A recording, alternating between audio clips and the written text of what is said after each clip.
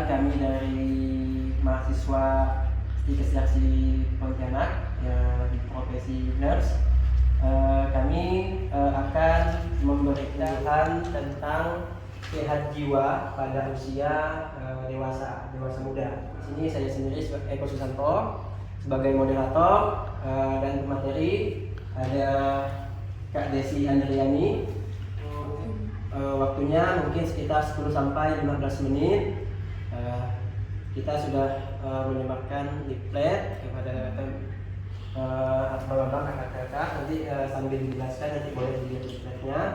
Oke, untuk mempersingkat waktu, saya persilakan kepada teman saya untuk menyampaikan materi tentang perkembangan sehat jiwa di usia dewasa muda. Oke, kepada Kak Desi Andriani, waktu dan tempat saya persilakan. Terima kasih Pak Eko. Bismillahirrahmanirrahim. Assalamualaikum warahmatullahi wabarakatuh. Terima kasih saya ucapkan atas kehadiran abang dan kakak semuanya. Pada kesempatan kali ini kita akan sama-sama berdiskusi, berbincang sebenarnya terkait dengan perkembangan psikososial kejiwaan, ya, maksudnya sehat jiwa pada usia dewasa muda. Mungkin abang kakak bertanya, apa sih Kak Desi, kenapa sih kita dikategorikan dewasa muda? Jadi pada usia abang dan kakak sekalian ini dikategorikan sebagai usia dewasa muda karena batasan usia dewasa muda itu pada usia 18 sampai dengan 40 tahun. Jadi itu masih masuk dalam kategori dewasa muda. Kalau Bang Among sendiri usia sekarang berapa Bang Among? 29. Kalau kakak? 40 ya Kak ya. Oke, baik. Nah, jadi pada dasarnya pada usia dewasa muda ini mungkin dari apa yang disampaikan di sini itu sudah kakak lagi semuanya ya. Misalnya di sini akan kami jelaskan tentang bagaimana perkembangan dewasa muda yang normal dan bagaimana perkembangan dewasa muda yang menyimpang. Lalu bagaimana caranya supaya kita bisa bahagia, sehat jiwa pada usia dewasa muda. Nah, jadi perkembangan psikososial pada usia dewasa muda itu merupakan tahapan di mana kita semua sini kan di dewasa muda ya, mampu berinteraksi dengan orang lain. Jadi kan sehari-hari kalau bekerja berinteraksi nggak sih? Berinteraksi ya dengan perawat, dengan kemudian warga pasien, dengan kemudian sesama kakak di dalam pekerjaan. Itu juga adalah bagian dari tahapan perkembangan yang harus dilalui pada usia sehat jiwa di usia dewasa. Kemudian apa lagi? Memiliki pekerjaan, ya kan? Kemudian mandiri, mampu mencukupi kehidupan sendiri, gitu ya. Kemudian berhubungan, mungkin kalau sekarang orang bilangnya pacaran, tapi kalau kita mengkategorikan misalnya berhubungan tidak hanya sesama dengan teman sesama jenis, tapi misalnya mampu berhubungan dengan beda jenis, misalnya gitu ya. Misalnya kan saya, Bang Eko, misalnya, atau Abang Mong dengan kakak Epa, misalnya ya. Seperti itu. Nah, bagaimana sih ciri-ciri perkembangan psikososial dewasa muda yang normal ya? Yang normal yang pertama tadi saya sampaikan bahwa seorang dewasa muda yang normal itu ialah seseorang yang mampu menjalin hubungan dengan orang sekelilingnya, mampu berinteraksi. Jadi dia tidak menarik diri. Misalnya ada orang, dia usianya udah 18 sampai 40, tapi tidak mau ngomong sama orang lain. Dia pokoknya hidupnya sendiri aja, nggak mau komunikasi dengan orang lain. Nah, itu artinya telah terjadi penyimpangan secara interaksi pada usia dewasa muda. Maka tadi saya titik tekannya adalah kemampuan yang pertama yang harus dimiliki pada usia dewasa muda seperti kita adalah mampu membangun interaksi, mampu berkomunikasi dengan sesama teman sejawat, teman sepekerjaan, gitu ya. Oke, yang kedua, memiliki hubungan yang dekat dengan orang tertentu, misalnya memiliki kekasih, memiliki suami, ya, menikah. Nah, abang kakak gimana? Pacar belum? Udah menikah belum? Udah ya. Dari wajah-wajah ini apalagi kalau sama Pak Wedi ya, Pak Wedi kayaknya udah banget ya. Nah, kemudian memperlihatkan tanggung jawab secara ekonomi, sosial dan emosional. Nah, seperti abang kakak saat ini kan sudah bekerja, artinya abang kakak sudah mampu menunjukkan sikap kedewasaan, bertanggung jawab sebagai seseorang, apakah seorang suami, perannya, apakah abang kakak sebagai abang di dalam rumah ya, yang bertanggung jawab terhadap saudara-saudaranya, atau misalnya abang kakak sebagai ibu rumah tangga yang bekerja juga untuk memenuhi kebutuhan membantu suami. Itu artinya abang kakak sebenarnya sudah mampu melalui tahapan ini dengan sangat baik ya. Jadi mampu bertanggung jawab secara ekonomi, sosial, dan berhubungan dengan orang lain. Kemudian secara emosional misalnya mampu mengungkapkan rasa marah, rasa kecewa, senang, sedih, ya, seperti itu. Kemudian mampu berhubungan baik tidak hanya dengan teman sejawat, tapi dengan keluarga. Yang punya mertua mampu berhubungan baik dengan mertuanya, misalnya ya. Yang belum menikah misalnya berhubungan baik dengan sanak keluarga, paman, om, kakek, seperti itu. Kemudian mampu mengatasi perubahan stres. Nah, kira-kira kalau kakak kalau misalnya lagi stres, apa yang mau kakak lakukan? Kalau Kak Aisyah biasanya ngapain Kak Aisyah? Kalau lagi stres misalnya? Biasa sih kalau lagi stres itu main dengan anak. Oh, bermain dengan anak. Kemudian apa lagi? Kalau kakak sebelah biasanya ngapain Kak? Aku suka dengan anak. Oh, bermain dengan anak. Ada yang lain dari yang laki-laki gimana? Kalau misalnya lagi banyak pikiran, stres, kerjaan banyak, utang numpuk, gajian lama, biasanya ngapain aja? Main game. Main game, oke, main futsal gitu ya. Nah, jadi sebenarnya apa yang abang kakak lakukan itu namanya kemampuan memecahkan masalah secara adaptif. Jadi artinya apa, abang kakak mampu menyalurkan masalah abang kakak tadi dengan cara yang baik, bukan dengan cara yang menyimpang. Yang menyimpang seperti apa sih Kak Dea? Misalnya apa tuh? Misalnya narkoba, ya, klub malam, rokoknya yang tadinya sebungkus ya berbungkus-bungkus. Atau misalnya nggak tidur semuanya, itu kan menyimpang ya, nggak baik. Kemudian apalagi sih yang harus ditunjukkan oleh seorang dewasa muda yang normal di usia kita saat ini, yaitu kita memiliki pedoman hidup. Artinya kita sekarang mau hidup itu terkait dengan tujuan hidup kita. Aku hidupnya sudah usia segini, aku mau ngapain sih? Nah, maka kakak punya tujuan hidup. Kalau tujuan hidup kamu sekarang dari usia ini apa? Menikah. Masya Allah. Oke ya. Nah, kemudian kalau abang ini tujuannya sekarang apa? Tujuan hidup abang? Bangun keluarga ya. Membangun keluarga lebih baik kayak gitu ya. Nah, jadi itu tadi tujuan hidup kita apa sih? Hidup siapa 40 tahun ngapain ya? Oh iya ya, mungkin nanti ini mau tahun 2024 tujuan hidup saya. Oke, misalnya tadinya sholatnya misalnya belum baik. Oke, sekarang berarti 2024 sholatnya jadi lebih tepat waktu, misalnya seperti itu. Atau misalnya tadinya 2023 boros, 2024 harus punya tabungan walaupun 10.000 per bulan misalnya ya. Nah, itu adalah bagian dari bagaimana abang kakak kita semua membangun tujuan hidup kita sebenarnya mau kemana sih, mau ngapain sih, kan gitu ya. Artinya tidak hidup itu berjalan terus tapi tanpa punya tujuan hidup harus benar ya. Kemudian mampu merasa mandiri untuk kehidupannya, insya Allah ya. Kemudian tadi memiliki konsep diri yang realistis. Nah, kalau tidak realistis, ya aku pengen jadi ini. Misalnya sekarang abang kakak kan bekerja sebagai cleaning service. Pokoknya aku harus jadi presiden. Menalikan waham ya, abang kakak pernah bilang jalan kan? Oh, tiba-tiba nanti dia agama ini, nanti ada ya, istilah tol ada bapak tua misalnya. Nanti dia berceramah agama ini. Nah, itu adalah konsep diri yang tidak realistis. Jadi bagaimana kemudian kita menyeimbangkan kemampuan diri kita, gitu ya. Nah, itu tadi semua yang normal. Bagaimana menyimpang? Emang kita bisa menyimpang di usia besar? Banyak yang menyimpang.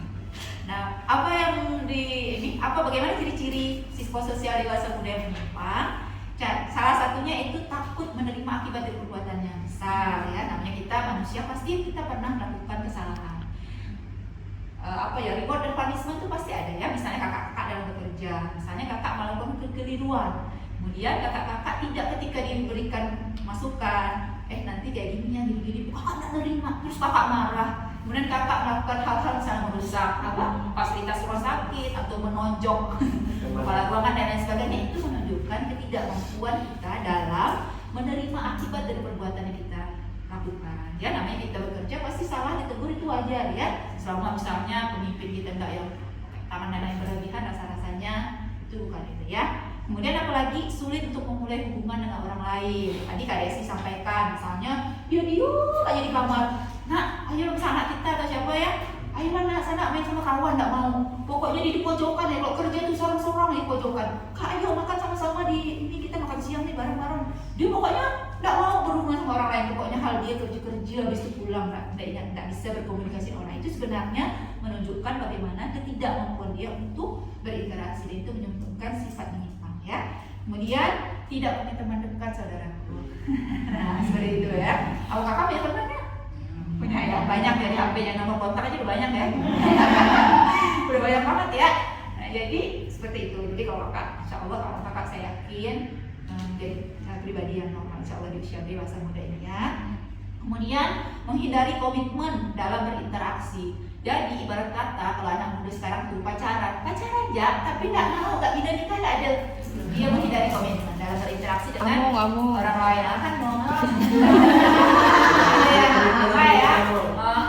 Jadi dalam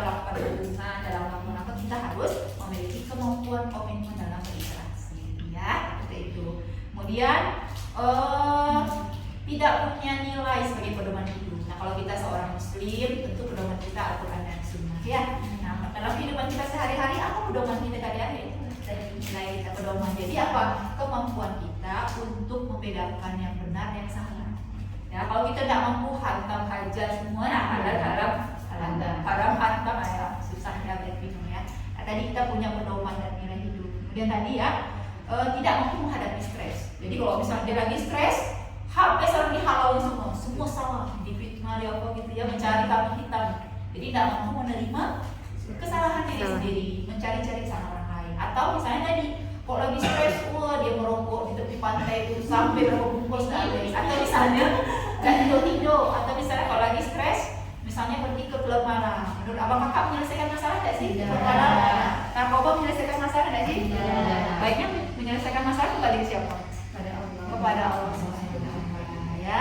Jadi kalau kita lagi punya masalah, yang pertama kali kita datangi tentu Allah. Kemudian yang kedua, ingat kalau kita lagi salam atau menunjukkan jarak, kita selalu gini kan? Empatnya ke siapa?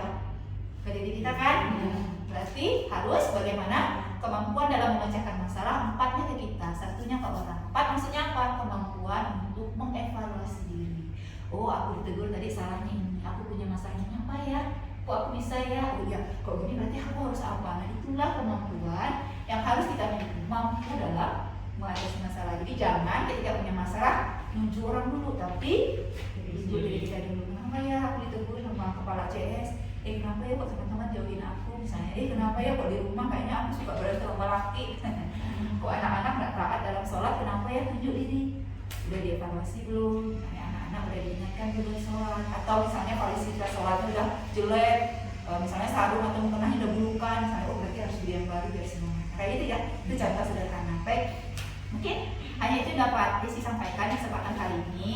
Maka apa sih yang harus kita lakukan KDA supaya kita tadi terhindar dari perilaku-perilaku yang menyimpang ya kakak-kakak? Yang pertama tadi, mulailah berinteraksi dengan banyak orang. Jadi kata orang banyak teman banyak rezeki, benar nggak sih?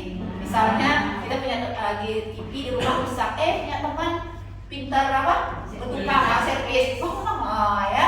Misal punya kenalan dokter, ada yang demam saudara kita di rumah, ada tempat kita untuk bertanya. Jadi milikilah kemampuan untuk beraksi dengan banyak orang ya. Mau itu lawan jenis atau bukan lawan jenis boleh sama aja ya. Kemudian aktiflah dalam masyarakat atau organisasi, misalnya bang kakak di RT di rumah masing-masing ada pengajian RT misalnya, atau arisan komplek, atau misalnya abang kakaknya aktif dalam Karang Taruna misalnya Kak Eko ya, atau aktif dalam kegiatan masjid sebagai pengurus masjid TPA misalnya, remaja masjid, betul sekali Kak Eko seperti itu ya. Kemudian yang selanjutnya bisa dilakukan apa? Pilihlah calon pasangan hidup. Yang hari ya. Oke ya, jadi pilih pasangan hidup. Kemudian apalagi memiliki pekerjaan ya, jadi pekerjaan. Jadi abang kakak dengan pekerjaan yang ada sekali ini syukuri alhamdulillah, karena di luar sana ada banyak orang yang mau kerja tapi tidak dapat kerja. Tapi ada juga orang punya pekerjaan tapi tidak amanah dengan apa yang diberikan. Itu yang sangat disayangkan ya. Semoga kita tidak menjadi bagian dari orang ini. Kemudian yang terakhir yang kami sampaikan adalah semoga dengan apa yang disampaikan hari ini kita menjadi pribadi dewasa muda yang lebih baik, yang mampu memandang kehidupan lebih positif ya. Jadi kalau kata dosen Kak Desi itu bilangnya, kalau sekali saja kita mengatakan sulit, maka kita butuh 99 kali kalimat mudah. Jadi kalau kakak bilang, ih sulit benar mengerjakan ini nih, maka kakak harus menghapus kalimat sulit dari otak kakak dan mengatakan mudah 99 kali, baru bilang satu kali sulit. Maka semoga kita selalu berbaik sangka dengan kehidupan kita agar kita menjadi dewasa muda yang produktif, yang bahagia dan terhindar dari gangguan kejiwaan lainnya. Mungkin itu dapat saya sampaikan Pak Eko. Terima kasih ya Pak. Setelah ini mungkin ada diskusi yang ingin ditanyakan. Saya kembalikan kepada Pak Eko selaku moderator. Assalamualaikum warahmatullahi wabarakatuh. Waalaikumsalam warahmatullahi wabarakatuh. Silakan. Dulu dari Kak, ini Oh pertanyaan. ya silakan Pak Among ya Pak Eko ya. Saya Among. Saya ini bertanya, bagaimana mencari pasangan hidup yang baik? Oh, Masya Allah. Jadi pertanyaan dari Bang Among itu adalah bagaimana cara mencari pasangan yang baik atau bagaimana cara mendapatkan jodoh yang baik gitu ya, ataupun cara mencari jodoh yang baik. Baik, gimana Kak Desi? Sudah jelas pertanyaan dari Bang? Baik ya, walaupun kita hari ini bukan KUA, tapi ini erat kaitannya dengan tadi ya, salah satu ciri bagaimana cara untuk menstimulasi perkembangan tadi kan adalah dengan menentukan atau memilih calon pasangan hidup yang baik. Tadi Pak Among bilang usia Pak Among udah 29 tahun dan mungkin masih ya biasa lah Pak yang ya masih pilih-pilih bagaimana cara mencari yang baik. Jadi Pak Among jadi maaf sebenarnya agamanya apa Pak? Islam. Nah kalau kenapa Islam, saran saya pilihlah yang sesuai dengan keyakinan kita ya, Islam, insya Allah sama Islam, insya Allah selamat. Kemudian yang kedua, kata Rasulullah SAW kan pilih berdasarkan apa? Berapa kriteria? Yang pertama pilih berdasarkan kecantikannya, pilih dari keturunannya, pilih kekayaannya, pilih karena agamanya. Kalau kita mau selamat maka pilih karena agamanya. Insya Allah kalau agamanya baik, nanti dia akan jadi ibu istri kita yang baik juga dalam kesehariannya karena dia paham dengan agamanya.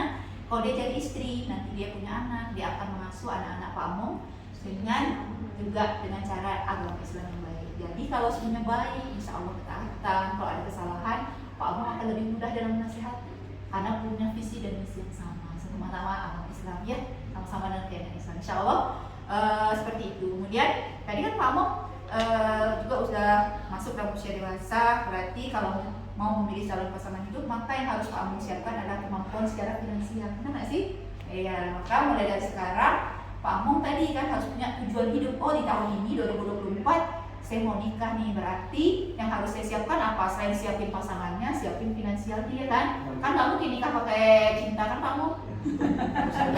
Ya, maka tadi Pak Among sudah punya pekerjaan. Berarti apa konsep ke depan selaku seorang dewasa muda yang baik? Menabung, ya, menyiapkan kemampuan finansial supaya nanti setelah menikah Pak Among punya kemampuan untuk mengatur finansial dengan baik. Insya Allah diciptakan oleh Pak Among ya, Insya Allah ya. Bukan hanya itu, bagaimana Pak Among? Tanya Pak Eko? Jadi gimana Bang Among dari jawaban dari Kak Desi? Sudah bisa menjawab. Baik.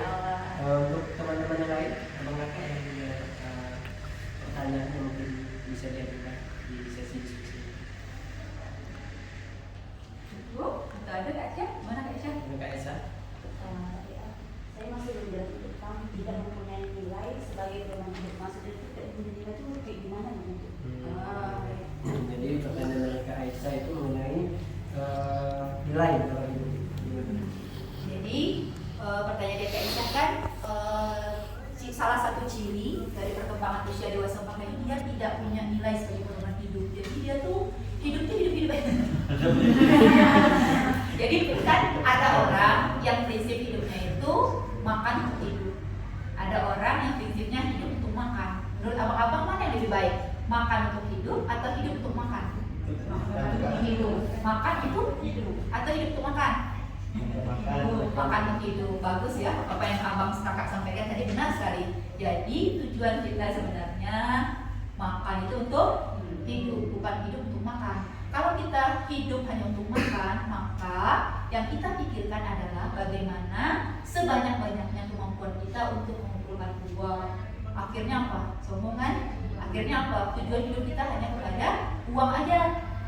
Tapi kalau misalnya kita makan untuk kehidupan, maka kita akan makan yang cukup, secukupnya untuk menjalani kehidupan kita dengan sebaik-baiknya. Pasti ada nilai akhiratnya. Oh, kalau makan berarti dengan makan badan jadi sehat, jadi seimbang, jadi bisa melakukan ibadah dengan baik. Kan kayak gitu ya, bisa bekerja dengan baik dengan badan yang sehat, itu tujuannya. Jadi kalau itu menentukan, itu contoh sebenarnya kecil dari bagaimana kemampuan kita untuk menentukan nilai. Oh itu ya, jadi saya hidupnya buat apa. Jadi menentukan bagaimana tujuan hidup kita sebenarnya. Jadi kalau orang yang udah dewasa nggak mampu punya tujuan hidup, ya kayak gitu dia bingung, dia aku mau ngapain ya. Nah akhirnya apa, dia menjadi pribadi yang bingung, yang galau, dia tidak mampu menentukan, membuat keputusan kalau misalnya dia bermasalah, misalnya, jadi dia tidak tahu, tidak berkembang secara pemikiran, secara emosional, kayak gitu sih kayak gitu. Boleh lagi. Yang dimaksud terlibat dalam kegiatan masyarakat ya? Dalam kegiatan masyarakat ini salah satu contohnya kan misalnya ada kegiatan di masjid. Kegiatan di masjid, ada ceramah, kajian, ya kan. Jadi kita sebagai dewasa berpartisipasi misalnya dalam menyiapkan, misalnya kakak sebagai ibu kan, menyiapkan konsumsinya, ataupun kadang misalnya ada di masyarakat posyandu menjadi kader, di posyandu gitu kan, ataupun kadang misalnya ada kerja bakti, kita berpartisipasi dalam kegiatan masyarakat. Untuk selanjutnya kami akan melakukan evaluasi mengenai yang saya tunjuk. Apa ini? Apa? Tolong sebutkan salah satu ciri dari dewasa muda yang normal. Apa bang? Mempunyai pekerjaan. Mempunyai pekerjaan. Terus kan ini? Betul sekali. Apa Yes. tadi? Memilih pasangan yang hidup. Nah, ada lagi bang? Satu lagi bang. Dan karir atau pekerjaan. Ya. Gimana Bu Desi? Sip. Betul. Dapat aku kopi. Oke, pertanyaan selanjutnya kepada kakak-kakak nih. Kakak yang bawa ya.